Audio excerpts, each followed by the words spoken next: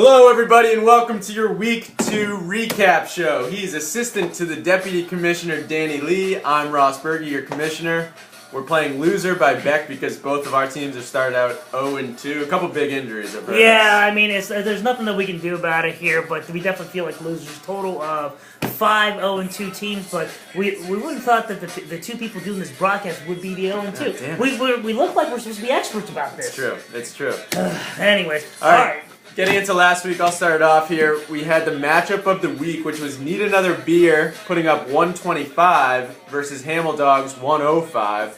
Nita got 32 from fill-in CJ Spiller. Manning wasn't great on Monday night, but the storyline here, Ahmad Bradshaw is out for Hamel Dogs, probably a few weeks. And that one's kind of tough overall because I was thinking about myself that I had Ahmad Bradshaw in another league, right? And man, that's gonna be rough. But who picked up the? I picked up Andre Brown. Yeah, that's right. Rub that in. You got it. Great. So next up we have Flaming Hot Cheetos versus Sam.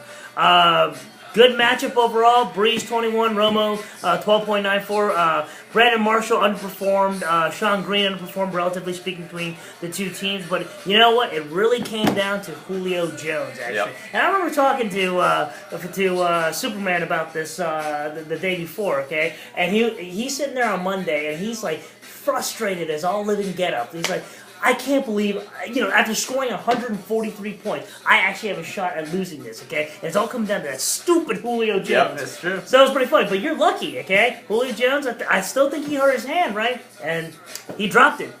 That one touchdown play, so good win. All right, and next up we have You Will Be Shanked 110 versus Black Magic Ninjas 85. Whoa. Alex had 7 out of his 9 players in double figures. Matt Ryan and Marshawn Lynch leading the way for him.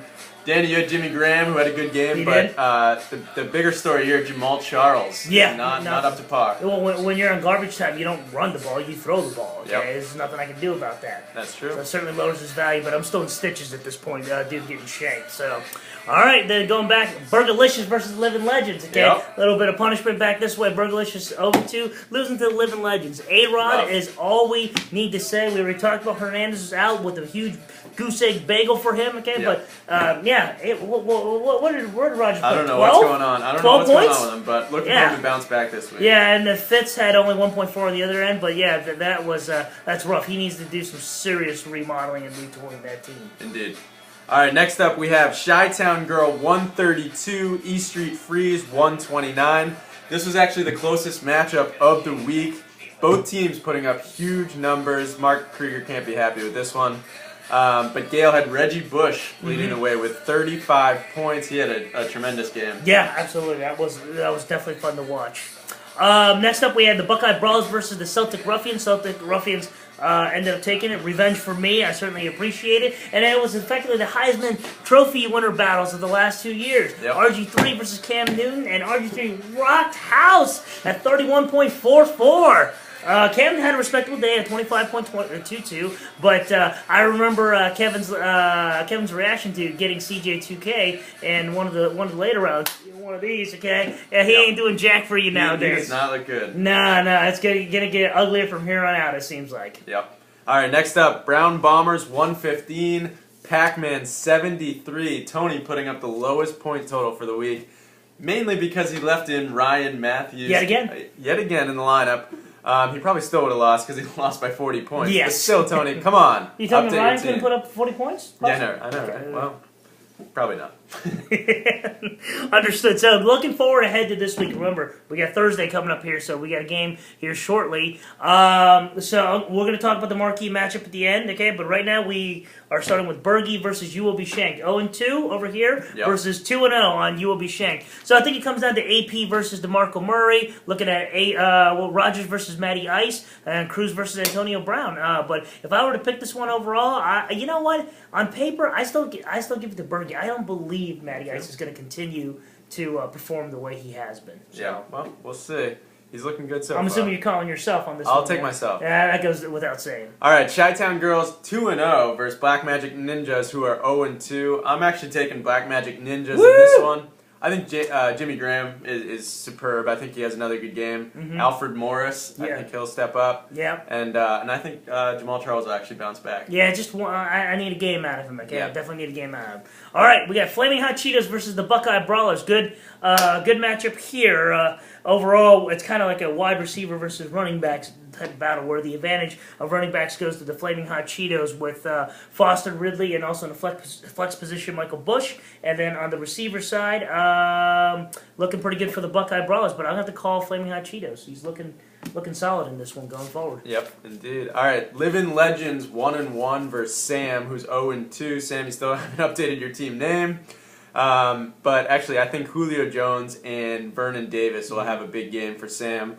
So I'm actually going to take the 0-2 team again in this one. I think Sam will upset Living Legends. Yeah, 0-2 as far as that's concerned. He's probably the best 0-2 team out of the entire league. He's put up a lot of points. So, all right, and then we have Need Another Beer versus the Brown Bombers, the 2-0 team. Somebody's not walking away as an undefeated team anymore. We got Manning versus Vic in this lineup with Need Another Beer. Manning versus Vic. C.J. Spiller still very bitter. Will continue to be bitter about that as long as he performs, and he has LaShawn McCoy too. Wow. Easily 2 top 5 backs within the league as it stands right now. But I'm going to say Need is going to continue his winning ways. I mean, that's just a solid lineup. I agree. I think he wins too. 14-person league. So. Next up, we have Hamel Dogs 1-1 versus Celtic Ruffians, who are also 1-1. I think Stafford will finally get his act together here. Please. So I have him in 2 other leagues. I think Hamel Dogs wins this one. I think also Wes Welker should get more looks with Aaron Hernandez out. So yep, they got to spread that around a little bit more. Again, I think Hamel Dogs will beat Celtic Ruffians. Yeah, I'll pick the Hamel Dogs in this one as well. Then finally, we get the marquee matchup. Now, you guys might find this a little weird that we're saying the marquee matchup of the week are 2 0-2 teams. So we got Pac-Man and E Street Freeze here, okay? But the projections on Yahoo have it down to decimals right now. I think it was neck and neck. It was like 0.6 6 points difference right there. 0.6, okay? So the lineup, we're looking at it: Brady, Bolden, Austin, Steven Jackson, Ryan Matthews. And I'm going to call some dedication because you just left him in the whole time. You didn't want to quit on some Ryan Matthews there, even though he didn't play the last 2 weeks. Jason Witten and D'Angelo Williams versus Big Ben, AJ Green, Megatron, Doug Martin, Trent Richardson, Kyle Rudolph, and Lance Moore.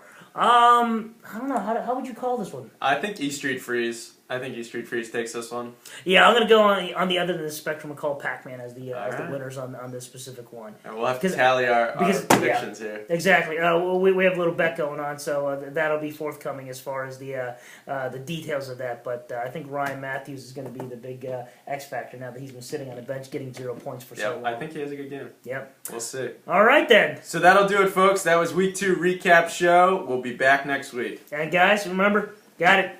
Good luck.